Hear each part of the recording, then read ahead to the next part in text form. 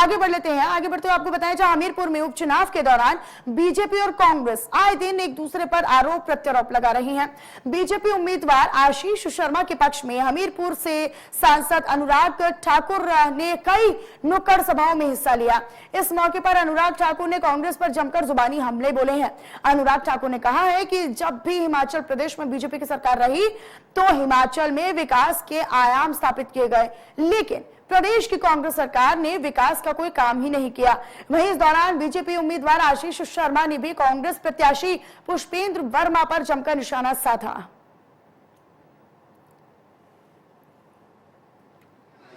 सीधी बातें कांग्रेस के लोग कर रहे हैं, हर तरह के आरोप लगाते हैं। कभी कहते हैं 50 करोड़ का ठेका जयराम जी से ले लिया, 135 करोड़ का 15 महीने में ले लिया। अरे आप इनके ठेके लेने पे बात क्यों करते हैं? आपने क्या काम किया 18 महीने में, आप उसका जवाब दीजिए। आपने हमीरपुर विधानसभा क्षेत्र और जिले का क्या विकास किया? आपको इससे क्या लेना कितने के ठेके लिए, कितने के नहीं लिए?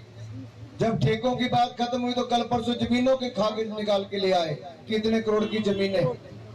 अरे आपको किसी की जमीन कितनी, उससे क्या लेना देना? आप ये बताइए कि आपने मेरे हमीरपुर विधानसभा क्षेत्र के लिए क्या किया है।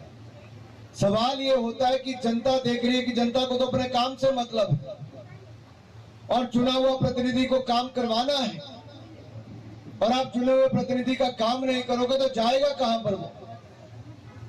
मेरे भाई और बहनों, हमारी सरकारें भी रही, जयराम जी 5 साल मुख्यमंत्री रहे, कहीं पे कोई कमी जयराम जी ने छोड़ी। मैं कल देरा में था भाई रणदीप जी, वहां पे निर्दलीय विधायक थे, पहले होशियार थे। जयराम जी हमारी बात में सुनते थे, निर्दलीय विधायक का काम पहले करके देते थे, कोई कमी नहीं थी वहां पे।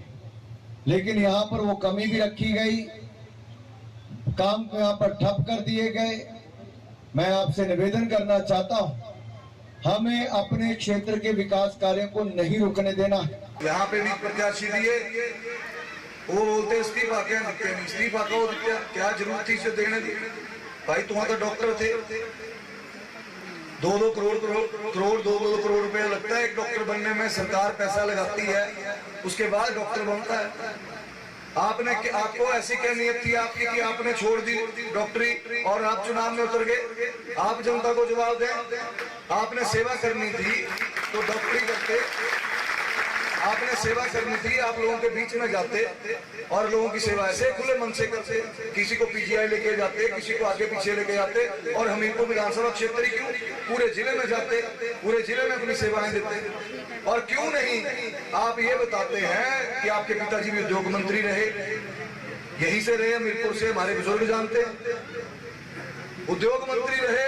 यहाँ पे वो क्यों नहीं बताते कि मेरे पिताजी ने ये कार्यकाल में ये काम किए हैं, कितने उद्योग लगाए हैं, कितने बच्चों को हमने रोजगार दिया।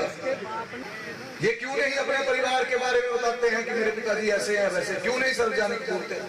बोलिए भाई, ये वही लोग थे जिन्होंने शांता कुमार जी की सरकार को 29 विधायकों के साथ तोड़ा था, और यहाँ पे फिर से तो हमें